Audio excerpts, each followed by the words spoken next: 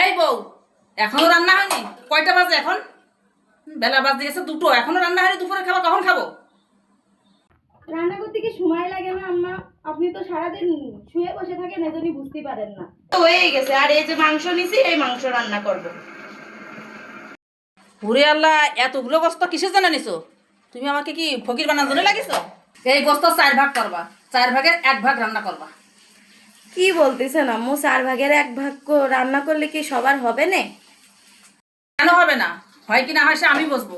আমার আর তোমার শ্বশুরের আর আমার ছেলের হলি হলো। আর তুমি ওই কচু শাক রান্না করছো না, ওই কচু শাক দিয়ে খাবা। আর কচু শাকে অত তেল দিছো কেন? তেল কি বাপের বাড়িতে লাইছো? আম্মা, সব সময় আপনি আমার সাথে এরকম খারাপ ব্যবহার করেন কেন বলেন তো? মানুষ যখন থাকে তখন কত ভালো ব্যবহার করেন, আর যখন আমি একা থাকি তখন আমার সাথে এরকম খারাপ ব্যবহার করেন। মানুষ দেখতেছে না ঠিক আছে, কিন্তু উপরের আল্লাহ কিন্তু ঠিকই দেখতেছে, আর এর বিচার কিন্তু আল্লাহ একদিন ঠিকই করবে, বুঝেছেন?